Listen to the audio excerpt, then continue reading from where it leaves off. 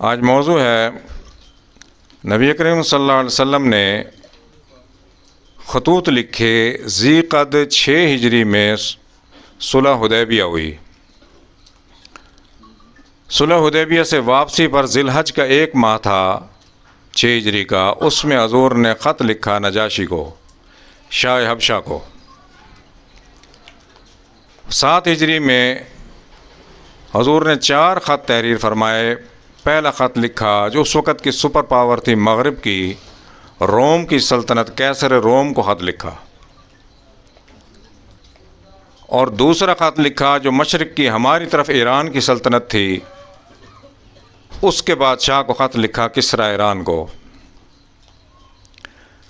تیسرا خط مصر کے حکمران کو، موقوقہ سے مصر کو لکھا۔ چوتھا خط جو ہے 5واں، وہ بحرین کے حاکم کو لکھا۔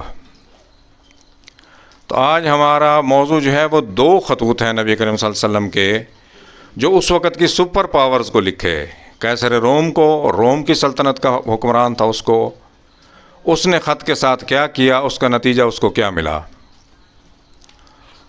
اور دوسرا خط لکھا کسریٰ ایران کو، ایران کے بادشاہ کو، اس نے خط کے ساتھ کیا کیا، اس کا انجام کیا ہوا۔ یہ 2 خطوط ہیں سپر پاورز کے، یہ موضوع ہیں جو حدیث شریف میں موجود ہیں، تمام کتب حدیث میں موجود ہیں۔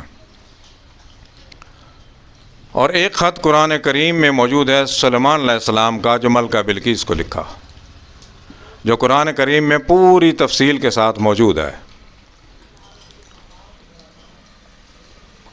ملکہ بلقیس کو خط لکھا، اس میں سلیمان علیہ السلام نے کیا تحریر فرمایا اور اس خط کا نتیجہ کیا ہوا۔ پہلے یہ خط قرآن کریم کا بیان ہوگا، بعد میں نبی کریم صلی اللہ علیہ وسلم کے۔ ترتیب سے یہ موضوع ہے۔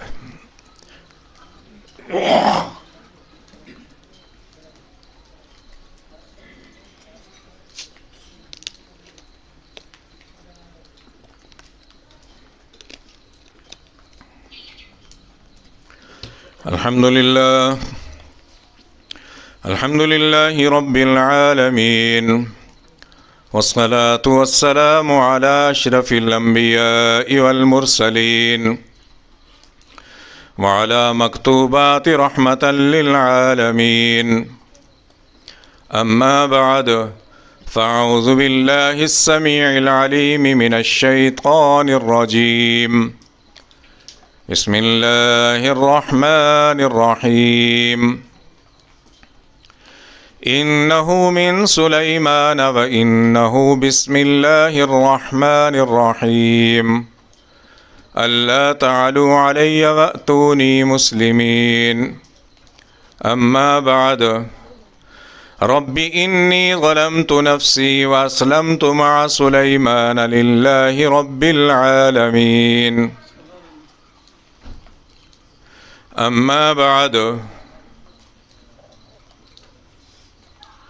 فإني أنا رسول الله إلى الناس كافة لينذر من كان حيا ويحق القول على الكافرين، فاسلم تسلم، صدق الله العلي العظيم، وصدق رسوله النبي الكريم أمين، ونحن على ذلك لمن الشاهدين والشاكرين، والحمد لله رب العالمين۔